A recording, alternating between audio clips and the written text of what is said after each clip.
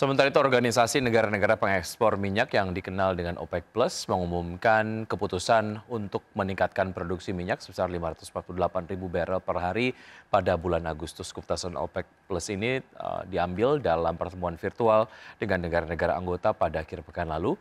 Berdasarkan pernyataan resmi, penyesuaian produksi minyak diambil dengan mempertimbangkan prospek ekonomi global yang stabil dan faktor-faktor fundamental pasar yang sehat sebagaimana tercermin dalam persediaan minyak yang rendah. Pernyataan tersebut juga mengungkapkan bahwa peningkatan bertahap dapat dihentikan atau dibatalkan tergantung pada perkembangan kondisi pasar. Sementara itu, peningkatan pada bulan Agustus merupakan lonjakan dari peningkatan bulanan sebesar 411.000 barel per hari yang telah disetujui adalah OPEC Plus untuk bulan Mei, Juni, dan Juli, serta 138.000 barel per hari pada bulan April lalu.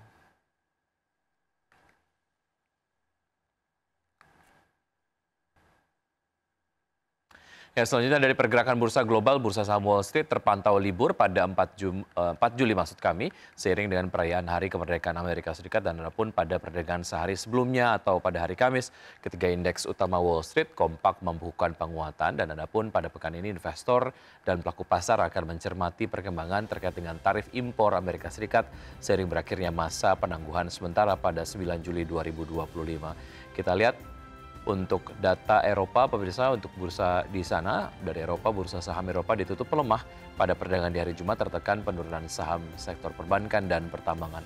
Adapun fokus pasar kini beralih ke tenggat waktu penangguhan tarif impor Amerika Serikat pada 9 Juli.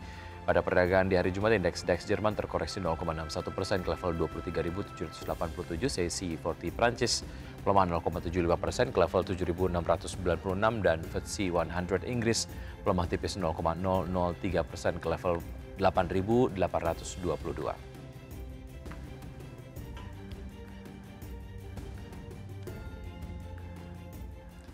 Untuk berbincang pagi hari ini kita sudah terhubung bersama Mas Praska Putrantio, CEO dari Advisor.id. Selamat pagi Mas Praska.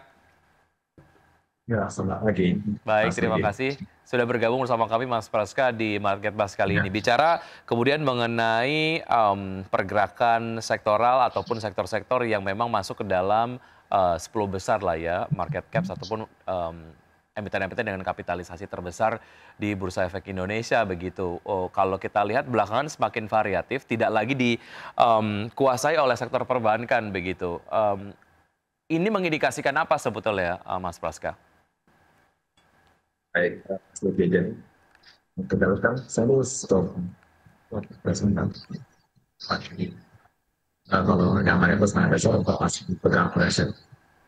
Sehat. Namun yang kedua ketika sebagainya biasanya didominasi oleh sektor perbankan seperti BRI, itu sekarang mulai masuk sektor yang unik ya. Jadi kayak barang kimia, ada brand, banyak resources, tawaran dan barang baku logam mineral seperti itu. Jadi memang ada semacam inovasi, kayak semacam rotasi kepemimpinan kapitalis khusus yang sebutnya. Hal ini karena optimisme investor itu sekarang sudah mulai memberikan kepada sektor yang bertumbuh dan lagi cutin harga sekarang ya karena ada jangkauannya yang cukup lebih soal perbankan sementara perbankan lebih banyak perbankan karena kondisi ekonomi setelah pasar dan organisasi cara sektor yang berbasis pada Kami pemirsa indeks harga saham gabungan atau IHSG ditutup di zona merah dan masih bertahan di zona merah di Jumat pekan lalu. IHSG melemah dibayangi net sell asing yang mencapai 55,99 triliun rupiah di sepanjang tahun 2025.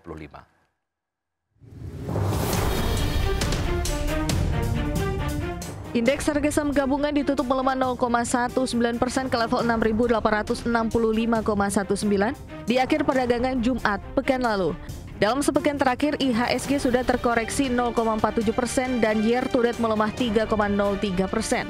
IHSG melemah di tengah investor asing di Jumat mencatatkan nilai jual bersih 465,75 miliar rupiah dan sepanjang tahun 2025 investor asing mencatatkan nilai jual bersih 55,99 triliun rupiah.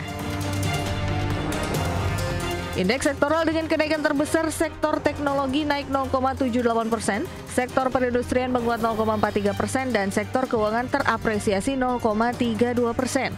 Sementara indeks sektoral dengan pelemahan terdalam adalah sektor infrastruktur turun 1,34%, sektor barang konsumen non-cyclical terkoreksi 0,81%, dan sektor transportasi dan logistik melemah 0,63%.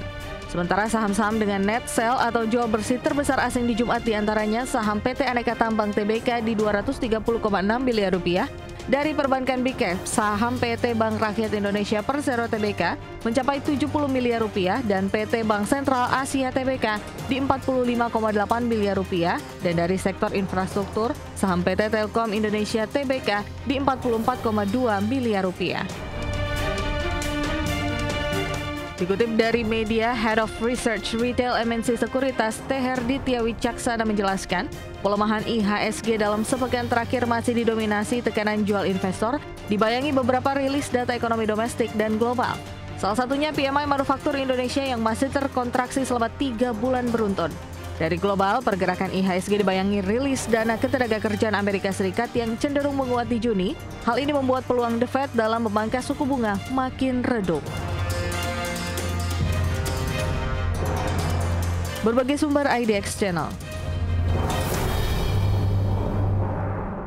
Amerika Serikat dikabarkan hampir mencapai sejumlah kesepakatan dagang menjelang tenggat waktu 9 Juli 2025 dan Menteri Keuangan Amerika Serikat Scott Bessent menyatakan bahwa fokus utama pemerintahan Trump adalah 18 negara mitra dagang yang menyumbang 95% dari total defisit perdagangan Amerika.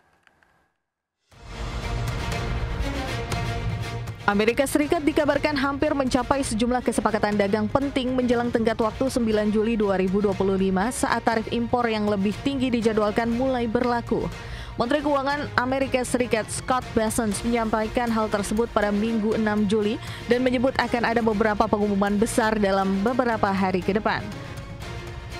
Presiden Trump disebut akan mengirimkan surat kepada sejumlah mitra dagang yang menyatakan bahwa jika tidak ada kemajuan berarti, maka pada 1 Agustus tarif akan kembali ke level semula seperti diumumkan 2 April. Bessent sendiri membantah bahwa 1 Agustus adalah batas waktu baru untuk negosiasi. Ia menambahkan bahwa fokus utama pemerintahan Trump saat ini adalah 18 mitra dagang yang menyumbang 95% dari defisit perdagangan Amerika Serikat. Namun Bessent menyebut sejumlah negara menunjukkan penundaan dalam proses penyelesaian perjanjian. Ia pun menolak menyebutkan negara-negara yang dinilai sudah dekat dengan kesepakatan. Sebagai catatan, pada 2 April lalu, Trump menetapkan tarif dasar sebesar 10% untuk sebagian negara, dengan tambahan tarif hingga 50% bagi negara tertentu. Kebijakan ini sempat membuat pasar global bergejolak hingga Trump memutuskan menangguhkan sebagian besar tarif selama 90 hari hingga 9 Juli. Adapun pada Jumat pekan lalu, Trump menyatakan bahwa tarif bisa meningkat lebih jauh hingga mencapai 70% dengan mayoritas tarif baru mulai berlaku pada 1 Agustus. Berbagai sumber IDX Channel.